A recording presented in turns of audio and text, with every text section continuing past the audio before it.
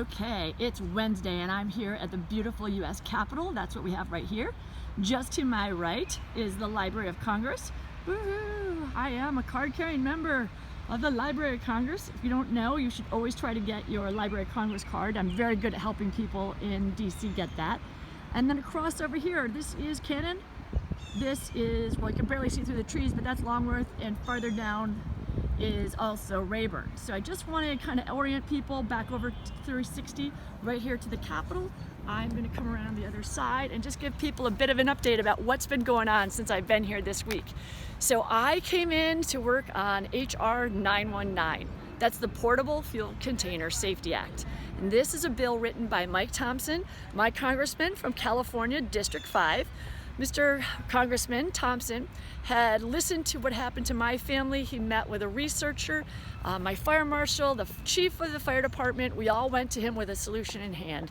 And he decided to write a bill because he said, rarely do people bring them a solution that's so tangible with the research that's done and that have really worked through the processes to find out what the problems have been and where the holdups have been. So we've had to work through some things with some agencies that were just getting bogged down. We have found ways through that, and I just want to start with some thank yous and appreciation. So first, I'd like to say thank you to Consumer Product Safety Commission. I haven't had a chance to put this out there too much, but let me say, on September 18th, Consumer Product Safety Commission, Scott Ayers did a great job. He got a whole bunch of different agencies all around a conference table, and we all talked through the problem of flame jetting. We came to the conclusion that the flame arrestor solution works really well, and we cross-pollinated all that for linkage so that we're getting all the agencies to line up. But even more important, he had all the manufacturers at this meeting. So we had a dozen or so manufacturers being represented, ASTM committees, ATF did a great presentation. Love Adam St. John there. We also had NFPA, Andy Minister. We had NSTA, which is the National Science Teachers Association. Who am I forgetting? I know, I gotta say, Marta. Thank you, Marta, from the American Chemical Society for hosting all of us. Your facility was awesome. And we just had an opportunity to really do a strong work through. And having so many representatives from industry and manufacturing, I think, was quite useful. Having an opportunity to look over the history, the timelines, understand that we can look at it through the lens of schools, homes, and labs, and we could see it slightly different, but the solution's the same, the laws of physics apply the same.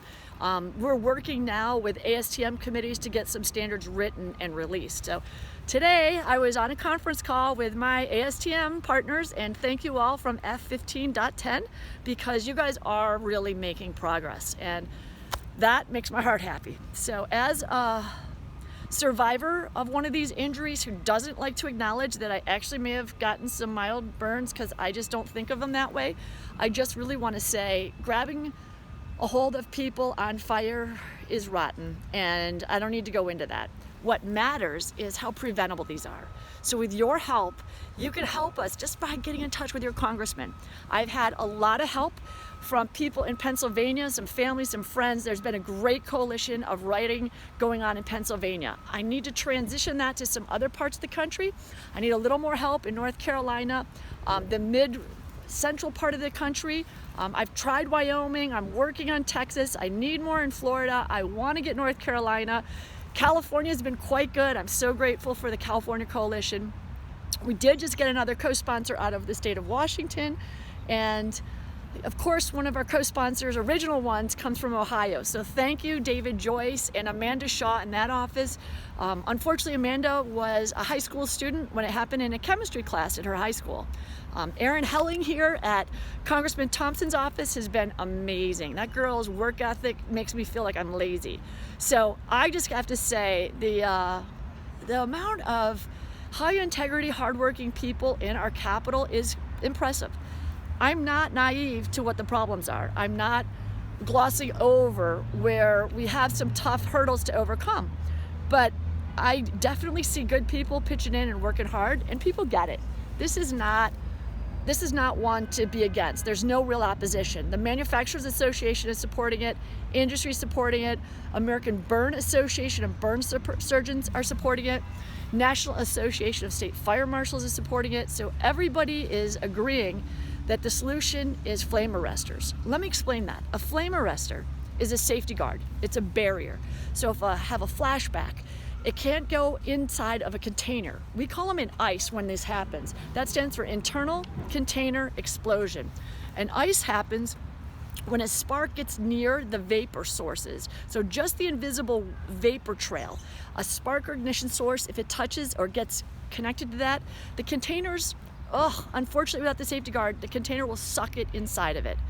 It will overpressurize as it combusts, and then it will shoot out burning liquid. The fuel temperature is so hot that the burns are severe. So just so you know, we don't want any more people getting injured this way. So we're really wanting to protect all the high schools across the country, because science classrooms, teachers have been charged criminally.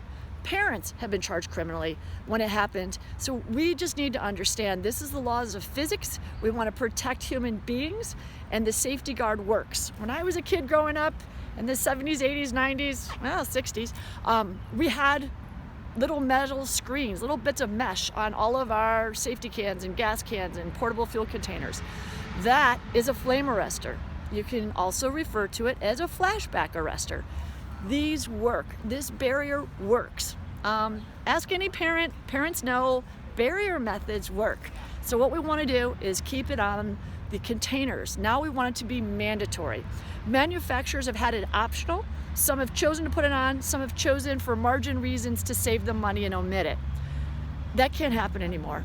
When it's on there, it's completely safe. When it's not on there, it's a game of Russian roulette. Every time you tip or pour a container, the process of tipping and pouring allows the vapor fuel mixture to connect with an ignition source. If it lines up and it gets sucked inside the bottle, we have projectile flamethrower, flame jetting fuel, and people get splashed with burning liquid. So we need to keep the safety guard on. We need to require it. It should be mandatory. No more optional. Optional and voluntary haven't worked. These have been tried. These have been failing for years.